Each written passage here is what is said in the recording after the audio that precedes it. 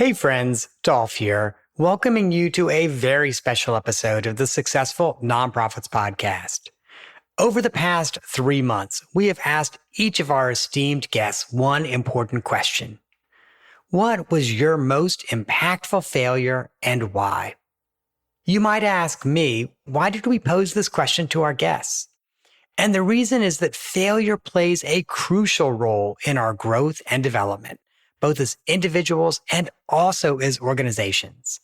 As the saying often goes, failures are the stepping stones to success, and there is no better teacher in this world than failure itself. And that's why we wanted to highlight the significance of embracing failure, learning from it, and using it as a catalyst for our own growth and for our organization's growth. Our guests, my friends, have shown immense courage in openly discussing their failure on a podcast that thousands of people will hear. And I am grateful for their courage in doing so because they provided us with valuable insights in the unique ways they navigated through challenges in their own lives and have modeled the importance of transparency about each of our own failures. We've selected the best answers from those conversations, and we have stitched them together in a powerful montage that will take you on a journey of growth, resilience, and transformation. I hope that their stories will inspire you to embrace your own failures and use them as a springboard for success. Throughout this episode, you're going to hear about the various ways our guests experienced failure, from strategic missteps to heartbreaking setbacks, from personnel issues to communication breakdowns. But more importantly, you will discover how they learned from their experiences, how they adapted their strategies, and how they ultimately emerged stronger. And as you listen to each guest answering this question, you will notice a common theme running through each story: the power of reflection and learning. Our guests have demonstrated the importance of not only acknowledging failure, but also examining the root causes and taking the steps necessary to grow from that failure. Their stories serve as a reminder to me and all of us that our ability to learn from our mistakes is crucial for long-term success and impact. So, my friends, let's dive into this special montage episode and explore the lessons our guests have learned from their most impactful failures. Get ready to be inspired, to be challenged, and to be motivated to turn your own setbacks into stepping stones for growth. Aaron Kahana came on the podcast. You may recall he is a smart young entrepreneur who is a co-founder of Chariot, an organization that helps nonprofits like yours benefit from donor-advised funds through just a button on their website. Aaron, what failure was most important to your development and why? I think the biggest failure that it was kind of like a pivotal moment in my life was when my grandfather actually passed away in high school. I was 16 at the time. And the failure I say specifically related to that was not that he passed away. That's not a failure in any way, shape, or form for me, but that I didn't appreciate my relationship with him enough. I think growing up when you're a kid, life is kind of all about you and things that you care about, whether that's like the sports that I did after school or the grades that I wanted to get in high school. And I don't think that I developed enough of a relationship of something that I could have really had. And that was very hard for me only after the fact that I lost him, that I realized that it was something that I missed out on.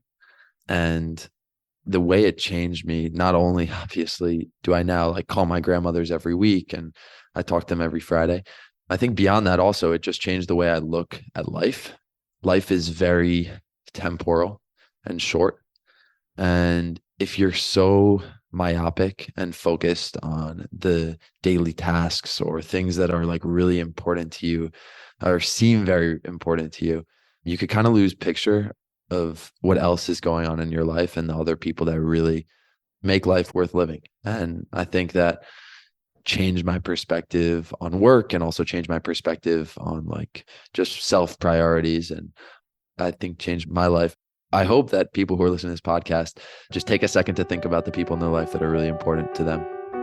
Thank you. Ilana Frank was on the podcast and talked about authentic leadership, and I could not think of a better person to talk about that because she is the chief executive of the Jewish Fertility Foundation and has built an organization based on her own authentic self. Ilana, what failure was most important to your development and why? I can't believe I'm saying this, but infertility, I think my body's failure in trying to conceive a child and continuing to be persistent so that I could figure out how to have 3 kids enabled me to be where I am today. I don't think I would have been able to meet the people I've met. I don't think I would be the leader I am. I would have surely never started Jewish Fertility Foundation, but all those years and years of pain and agony to build my family just made me a stronger human. Thank you. Joan Dove spoke with our podcast about ensuring your insurability, really making sure that your organization is managing its risks so that it not only can get insurance, but hopefully won't ever need the insurance that it gets. Joan is an executive with Arthur J. Gallagher, one of the largest insurance brokerage firms in the country. Joan, what failure was most impactful to your development and why? Well, I had a failure early on in my insurance brokering career where I lost a client that was very important to me because I was not able to come up with the most competitive solution for their renewal, and another local broker did. So I went into our building stairwell, and after a few minutes of crying, and trying to come to terms with the personal loss that I felt, as well as the professional loss, I thought, I have to do better. And how can I do that? And I came up with a number of ideas on why I could not find the solution and how I could fix that and address it. And one of the solutions was that instead of just every individual client like this going off on their own, trying to find a solution, I needed to band them together and try to put a group where we'd have some leverage in the market to come up with better coverage, better rates. And 30 years later, that program is still going strong and serves the need for dozens upon dozens, if not hundreds of clients. And so it ended up making my career. I had a really bad day to get it started. Thank you. Carrie Strauss was on the podcast and spoke with us about running a high-profile organization in a relatively small community. She was the executive director of the United Way of Bradford County in Towanda, Pennsylvania, and she is one of those individuals who is proof that social workers change the world. Carrie, what failure was most important to your development and why? I would say a failure that was very important to my development was when I thought that I had to do everything alone, and I would try to just work as hard as I could. I was raised, to have a really strong work ethic, and that the harder you work, the farther you get. And when you're leading an organization, that can be then transferred to, well, I have to work really hard. I have to do this. I have to do that. I have to be working around the clock. And, it essentially, as you know, would lead to burnout. And so in the first year or so of being a director of a small organization and feeling that weight on my shoulders, I was fortunate enough, I guess, to learn early on that I couldn't do it alone and that I couldn't be the only person expected to carry forth the mission and to really do all the important work that I knew was going to take place. And so a lesson to not feel like you have to do it alone and to embrace the board of directors and the volunteers and anybody who's willing to help carry that weight and to do the work with you. And so I think that that was a lesson that I was fortunate, I guess, to learn. It's a struggle that I think a lot of people go through, and it's not uncommon in social work and any other field, but just to recognize, I guess, that to not have to carry the burden yourself and to feel that you're the only person to do everything, that you really do have to rely on a team and to have some of that perspective that will prevent the burnout, to be able to spread things out over time and take it in pieces and look at the big picture. Thank you, Carrie. Mariah Collins of the Bridgespan Group came on the podcast and talked about baking equity into your measurement, evaluation, and learning. You may remember that she's a partner with the Bridgespan Group and really focuses on impact investing, measurement, evaluation, big bets, and public health. Mariah, what failure was most important to your development and why? I'm going to go back a little bit in my life to share my failure story. I found basketball, I think when I was in 5th grade, and quickly became a huge basketball fanatic. I threw myself into those Saturday clinics. I was trying out for every team possible. I would practice for hours and hours. And I always prided myself on being an athlete and a basketball player. And in high school, I made the JV team as a freshman, which was a big deal. Junior varsity team as a freshman. And I thought, well, I will be on varsity by sophomore or junior year. So sophomore year came around, still on JV.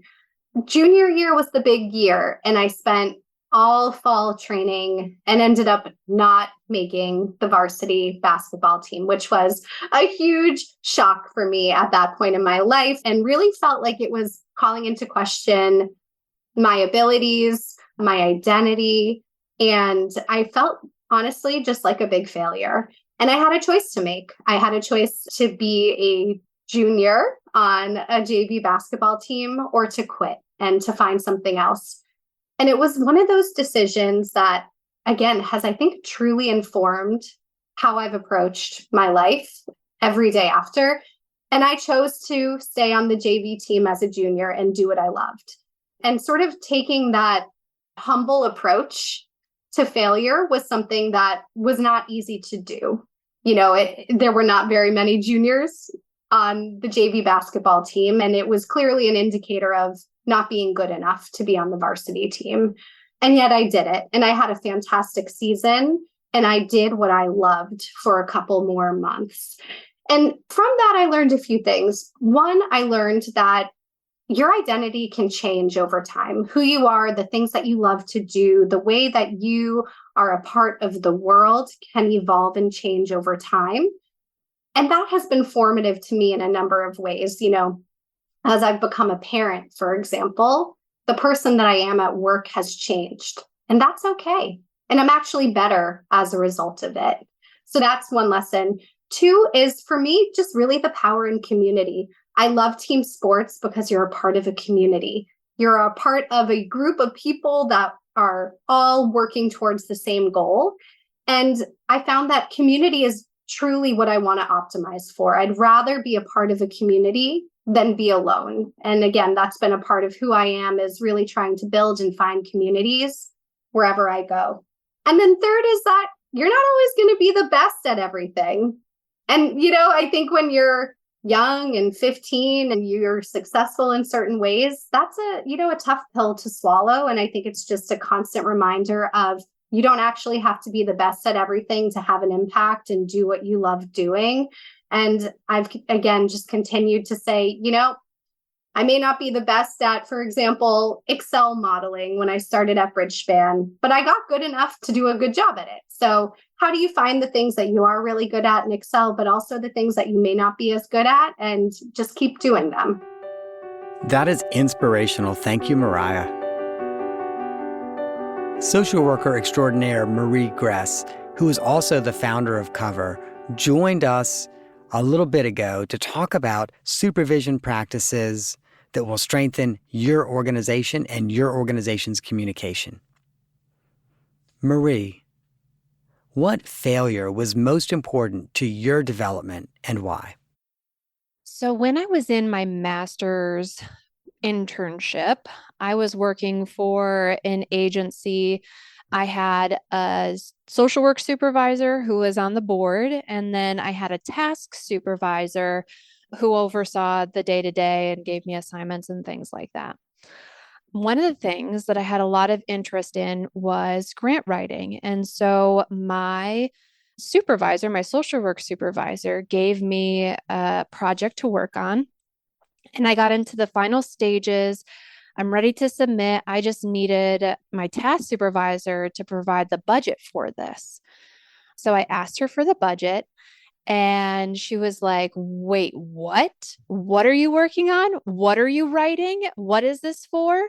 And she was just blown away that no one had talked to her about this thing that I was writing for. It was money that was going to benefit her program, it was going to support a new staff member. Everything about it she liked and appreciated, but she had no idea that it was coming. No one even asked her for up-to-date data to make sure that this was going to be appropriate. And I was mortified. How could I have been working on this project most of the semester and never brought it up to my supervisor, my task supervisor? And I realized that I had been bringing my agenda to my social work supervisor, but was just reporting to my task supervisor to get jobs. I wasn't sharing what I was working on with her. I was just taking things in. That was huge for me. That led me into wanting to do supervision in a totally different way, being really intentional with the people I'm working with, making sure there's ample places for communication to happen. I'd rather say something twice than to miss it again, because that felt huge to me. Thank you so much for sharing that. A few months ago, Perrine Kohlhaas came on the podcast and had a fantastic conversation with us about strengthening your back office while still maintaining your organization's culture. Perrine is the Chief Operating Officer at Co-op Careers, which is a national workforce development nonprofit. Perrine, what failure was most important to your development and why? Yeah, Dolph. When I first moved from financial services into the nonprofit sector, my first job was with KIPP New Jersey, which is a K-12 education charter network in Newark. And I had been hired as the director of recruitment. My job was to lead a team of 6 recruiters in making sure that the network had enough teachers and school leaders in the buildings to be able to provide education to the students that we serve. I set up my year, made a whole strategic plan, was fully ready to hit the ground running. It was my first time being the manager of anyone, let alone an entire team, let alone an entire function. So I had quite a big charge in front of me. And the very first thing that my manager, who was the director of talent at KIPP New Jersey, said was, you're going to start off with a retreat. This team's never seen you before. They don't know who you are. So we're going to give you a day at like a local, we'll rent a conference room in a local hotel in Newark. And you're going to lead the team in this retreat and do some goal setting. You're going to do some like team building and all of that. So I want to help you set up for success. We spent probably 3 to 4 weeks setting up for this beautiful day. In my mind, I had an agenda. I had stickers. I had a ball to be able to popcorn. I had icebreaker questions and all kinds of things. The day came, the day went, and I had a feedback survey at the end. And I read that feedback survey the very next day. It was 6 people, so it wasn't too many responses I had to wait for. And for lack of a better term, it was soul crushing. My entire team had thought that it was a complete waste of time. They had gotten no real benefit or understanding of what my goals were going to be as a director. They felt like we didn't have enough time to bond as a team, to get to know each other, that it felt like an entire day of being talked at versus talked with. And that they felt like this new leader was going to come in and change everything up. And the collaborative culture that they knew KIPP New Jersey to be was just going to go out the window with this career transformer that had gone over from financial services with their big Wall Street background and moved into nonprofit with this martyr syndrome. I was crying. I was in tears. And I think what I learned the most about that is, 1, resilience. It was hard. But the next Monday, I walked in and I walked up to my talent officer and I said, hey, I need help. This feedback was soul crushing. You and I spent 3 to 4 weeks preparing for this. I clearly have a lot to build. The second thing that it taught me is that actions speak way louder than words. I went to each one of those team members individually and said, hey, can I have 30 minutes of your time to talk about what I did wrong here? What can I do better? And then the third thing that it taught me is that there's always a second chance. You just have to ask for it. And so after all of that legwork, I spent a lot of time with my manager. I spent a lot of time with each of my direct reports, figuring out what was a better way to move forward. We did the whole thing again. 3 months later, much better feedback, still always room for improvement, with a team that felt much more cohesive, much more connected, and much more collaborative in meeting our shared goals and our shared purpose. And it's sort of those 3 things I learned: the resilience, the second chance, and the opportunity to continue to improve that I've constantly taken with me through all of my roles in nonprofits since then. Thank you, Pareen. Rashida Childress joined us on the podcast a little while ago to talk about hiring and retaining fundraising staff. Rashida has been a journalist for 25 years and is currently the senior editor in charge of fundraising for the Chronicle of Philanthropy. Rashida, what failure was most important to your development and why? Probably when I went to college, I was actually majoring in engineering. And I got there and I was doing all these engineering courses and I hated them and they were super hard. And I was just like, I don't want to say I failed like a class, but I just failed at engineering. I was just not good at it. I was like, this is miserable. And I realized I can't spend my life being miserable every day, going to all my classes and being with people who are not my people.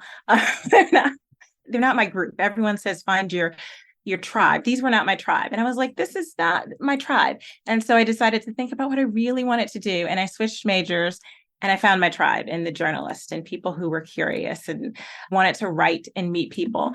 And I think that was a good experience. I think if you are finding that you are miserable doing something every day, you should stop doing it. And you will have people around you saying, oh, that's a good path. And there's lots of money there. And, oh, you'd be good at that. But if you are not enjoying it, that's not your path. So I would say that was the failure that taught me the most. Thank you. When Rob Warrenoff was on the podcast, he shared with us not just tips and tricks for staff retention, but really how to build a culture where people want to stay and people don't want to leave. Rob, what failure was most important to your development and why? I started this work as a volunteer. I was an actor in New York doing shows at night, so I had my days free and started working with homeless kids and started doing trainings around that, specifically around LGBTQ youth for an organization called the Hedrick Martin Institute. And after a few years of doing these trainings, they were hiring a director of their training program. So I thought, I'm ready to do this professionally. I want to leave acting. I want to do this work full time. I applied for this training job. I really wanted this training job and I didn't get it. And I was devastated because I thought I'm so well suited to this, but I thought, well, maybe I should just go back to acting, So I was off doing a show after that out of town. I picked up the New York Times. I read in the paper that the governor of Massachusetts was starting this governor's commission on LGBT youth, administered through the State Department of Public Health. I closed the paper, called my agent, said, I don't want to be sent out for any more shows. I'm going to Massachusetts. I called the Department of Public Health. I said, I have a useless Bachelor of Fine Arts degree in drama, and this is why you need to hire me to run this governor's commission. And they did. And that work ended up leading to a lot of other work, which led me into working for the biggest child welfare agency in the state. That work was then noticed by the Child Welfare League of America. They sent me a letter saying, would you come direct this new national LGBTQ program we have? And my career was just off and running, which wouldn't have happened if I had gotten that first job that I thought I really, really, really wanted. Thank you. Salo Sarfati came on the podcast to talk about his company, Chariot, which helps nonprofits like yours benefit from donor-advised funds with just a simple button on their website. Salo, what failure was most important to your development and why? The biggest failure, or the one that was most impactful to me, was losing the state championship twice in high school for soccer. I was a captain at that team, and we had the whole school backing us. And I gave into fear and pressure. And those are things that are very hard to deal with in high school. And I didn't play my best because of those two things. And I remember very vividly watching a Rocky movie before, where the Rocky movie said, Rocky Balboa said, pressure or fear is like a volcano. You can either let it erupt and it'll melt you, or you can harness its energy and you'll meet 10x better. I definitely let it melt me. And it was that failure that has instilled in me a way of dealing with that pressure and dealing with that fear so that it doesn't happen again. And I don't think I would have been able to learn that if I didn't experience it. So I'm happy it happened early in my career. Thank you.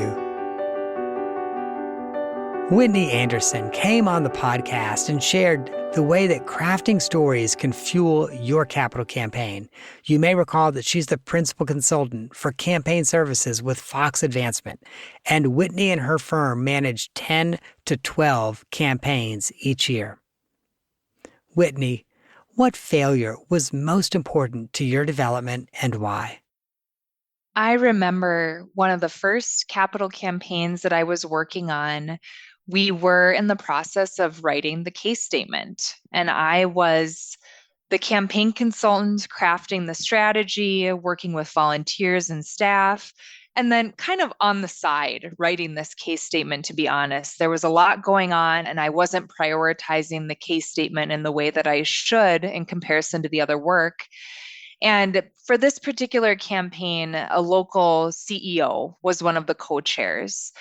And I was just getting to know him. I was so impressed by him, and I wanted to impress him as well with the services that were being provided by our firm. And I remember right before Memorial Day, we were having a meeting to discuss really the campaign strategy in general, but the case statement was on the agenda as well. And I felt okay about the case statement draft, but like I said, I hadn't been taking enough time with it. I really was doing it in a vacuum. I knew what it should look like, and I was preoccupied with other things, and it was ripped to shreds in that meeting. And I was mortified. I remember going into that Memorial Day weekend and not being able to relax at all. I just kept replaying that conversation over and over again in my head. And it wasn't so much that the case wasn't where it should be in terms of the vision and the content. It was that I knew I hadn't taken the time to ask the right questions. That was what stung the most for me. I really believe that a good case statement and any good story is written with collaboration, that there are other viewpoints brought into that. And I just realized that's where I really fell down. And I had to do a lot of rebuilding and some just exercises in trust with this particular person. And we ended up having a great relationship. We got the case statement written, but I just thought, oh, I missed an opportunity there to do the sort of work that I love to do and talking to other people to build that story. So it was a failure, one of many that I've had, that was just so powerful for me because it made me take a step back and realize, really think about how to tell this story because it is the foundation of the campaign.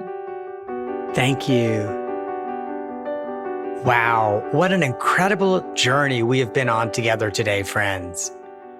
The stories shared by our guests have been truly inspiring and have shown us the power of resilience, learning, and growth that can come from our own most impactful failures.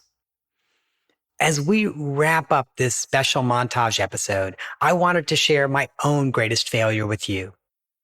Many of my longtime friends who have been with me on this podcast journey for a while have undoubtedly heard about how I became a toxic person and a toxic leader.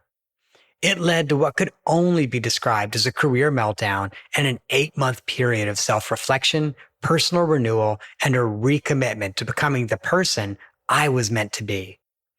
But that, my friends, is not actually my most impactful failure.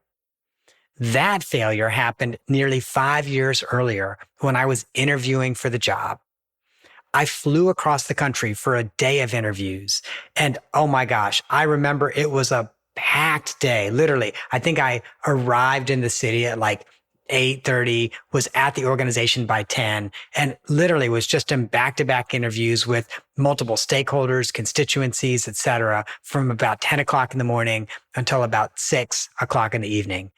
And so as I settled into my cramped airplane seat at 8:30 at night to head back home to Philly, I knew deep down I wasn't the best fit to be their next executive director.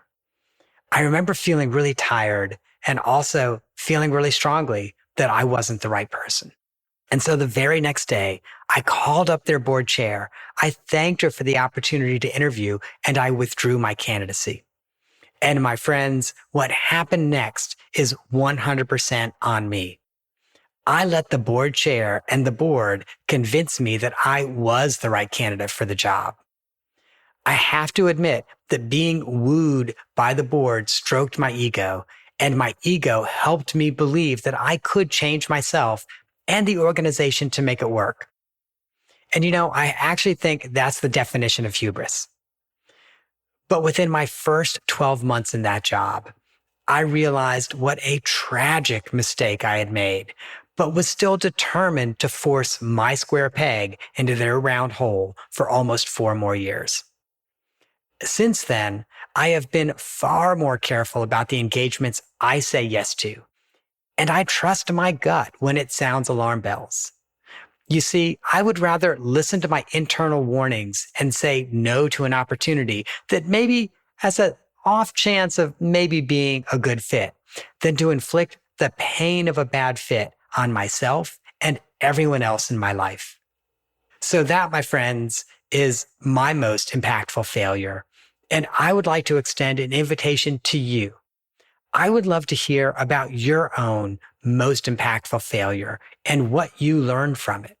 So please send me an email or a voice memo, and let's continue this conversation together.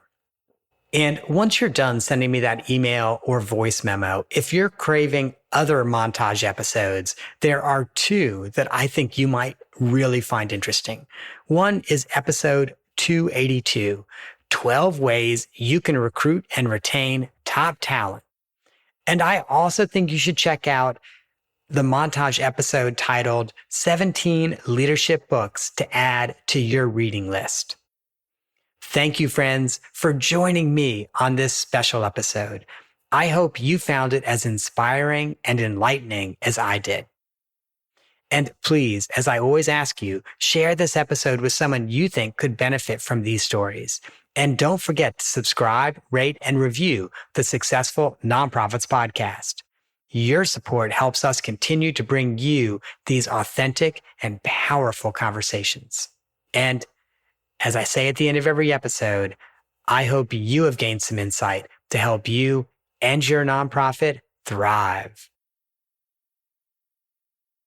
Hold on, friends. Before we go, here's a quick disclaimer that the lawyers make me say. Now, you might think I'm a bit of an expert on failure after this episode, but I must confess, I am not an accountant, attorney, or a certified failure consultant. Neither I nor my consulting practice provide tax, legal, or accounting advice. Today's episode is for informational purposes only and should not be relied on for tax, legal, or accounting advice. If you are looking for guidance on how to properly fail within the bounds of tax laws, legal regulations, or accounting principles, please consult a qualified, licensed professional in these areas. Remember, friends, when it comes to navigating the treacherous water of taxes, legal matters, and accounting, it is best to leave the failing to the experts. So please don't try any epic financial or legal failures without the guidance of a qualified professional. Stay safe out there and happy failing.